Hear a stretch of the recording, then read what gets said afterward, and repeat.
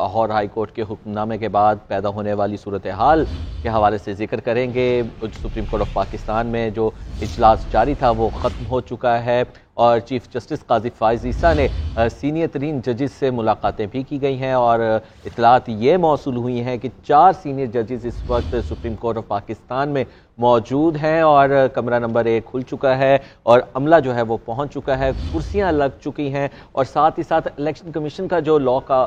अमला है वो भी पहुंच चुका है और अब से कुछ देर बाद मुतवक्के तौर पर अपील भी दायर की जा सकती है। मियां शाहिद मजीद डिटेल्स देने के लिए हमारे साथ मौजूद हैं।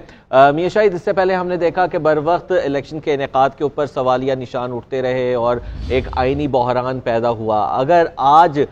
फैसला नहीं किया जा सकता तो एक और आईनी बहरान जन्म ले सकता है क्योंकि 54 रोज के अंदर इंतखाबात करवाने हैं। तो किस किस्म के चैलेंज का सामना है आज सुप्रीम कोर्ट को एक बार फिर आईनी बहरान के हवाले से?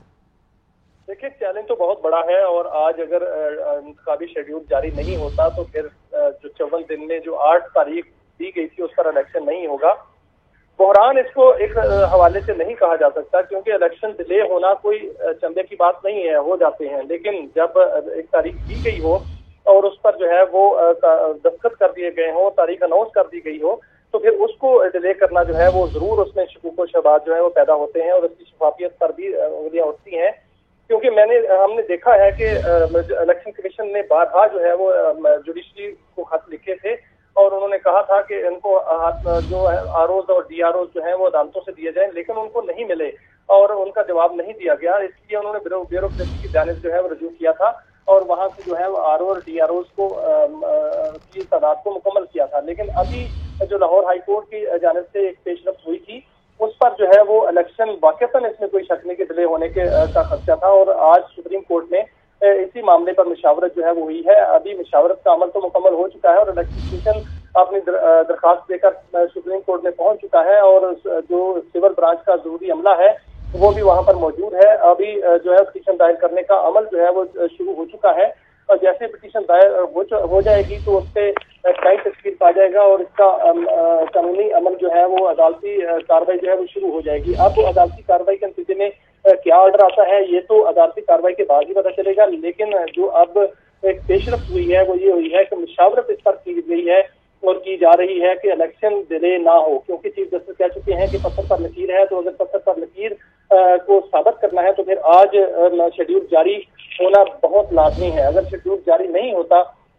तो फिर जो है वो प्रॉब्लम आ जाएगी और इलेक्शन ताखीर का शिकार हो जाएंगे। अभी कुछ ही देर बाद जैसे ही अदालती कार्रवाई शुरू होगी तो मालूम होगा कि क्या ऑर्डर आता है। ठीक, जैसा कि मियां शाहिद आपने बताया कि 8 फरवरी को इलेक्शन के इनेकाद के ऊपर ही जोर है। अगर इनेकाद हो जाता है, लाहौर हाई कोर्ट में जो बना हुआ बेंच है उसकी कानूनी हैसियत क्या होगी, जो समातें हैं उनका क्या बनेगा, जो एप्लीकेशन काबिल समात करार दी गई थी उस पर क्या होगा, जो हुक्म इम्तना है वो तो कलअदम हो गया एक तरह से, तो बाकी सारे प्रोसीजर मामला क्या हों? देखिए, बहुत से ऐसे मराहल पहले भी अदालती तारीख में आए हैं कि जो मुताहत अदालत होती है उसका ऑर्डर जो है उसको आर्जी तौर पर सस्पेंड करके उनको हदायत जारी कर दी जाती है कि इस कार्रवाई को जारी रखा जाए, लेकिन जो अदालती जो इंतखाबी प्रोसेस है उसको भी जारी रहना चाहिए और जो भी फैसला होगा वो उसके नतीजे जो है वो बाद में देखेंगे। ये तो पहले भी हो चुका है ऐसा कि बहुत से ऐसे ऑर्डर जो हैं वो सस्पेंड किए जा चुके हैं। सुप्रीम कोर्ट ने इस्लामाबाद हाई कोर्ट के ऑर्डर जो है सस्पेंड किए हैं, लाहौर हाई कोर्ट के ऑर्डर सस्पेंड किए हैं और जो हाई कोर्ट्स हैं उन्होंने मुतहद अदालतों के जो सेशन कोर्ट्स होती हैं उनके भी ऑर्डर सस्पेंड किए जाते हैं और पुराने ट्रायल जो है वो भी ऑर्डर सस्पेंड जो है वो हुए देखे गए हैं।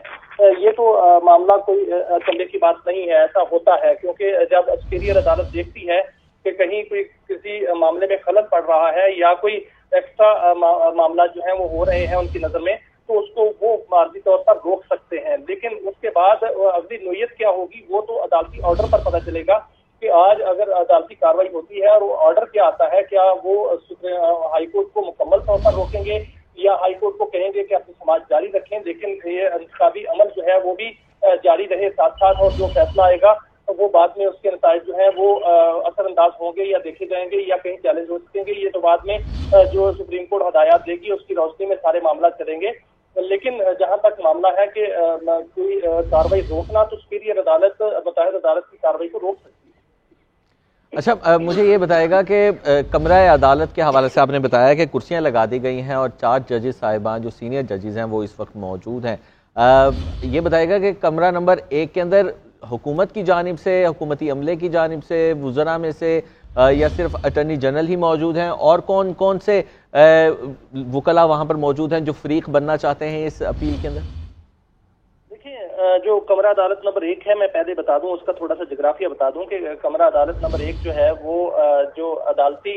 ब्लॉक है उसके एंड पर जो है वो वाक़ है। बिल्कुल जजेस ब्लॉक के साथ जो है वो कमरा अदालत नंबर 1 जो है वो वाक़ है, और वहाँ से एक गैलरी है जिससे जज साहबान जो है वो आते हैं और वहाँ से आकर जो है वो कमरा अदालत नंबर 1 में दाखिल होते हैं। वहाँ पर कमरा अदालत नंबर 1 में चीफ जस्टिस जो है वो समाप्त करते हैं। अभी कमरा अदालत नंबर 1 में कोई हुकूमती जो है वो शख्सियात वहाँ पर मौजूद नहीं है, इसलिए कि किसी को नोटिस नहीं हुआ। इलेक्शन कमीशन के अरकान जो है वो अभी वहाँ पर काम वहाँ पर गए हैं और वो भी अभी कमरा अदालत में दाखिल नहीं हुए। कमरा अदालत में इस वक्त सिर्फ जो अदालती अमला है वो मौजूद है और सिक्योरिटी जो है वो मौजूद है कमरा अदालत से बाहर, या मीडिया के नुमाइंदे वहाँ पर मौजूद है। जैसे ही जज साहबान आएंगे तो उस वक्त अटॉर्नी जनरल वहाँ पर होंगे, सेक्रेटरी इलेक्शन कमीशन होंगे और डीजी लॉ इलेक्शन कमीशन जो है वो अपना मौक़िफ़ अदालत के सामने पेश करेंगे। अगर अदालत चाहेगी और अदालत किसी को तलब करेगी तो वहाँ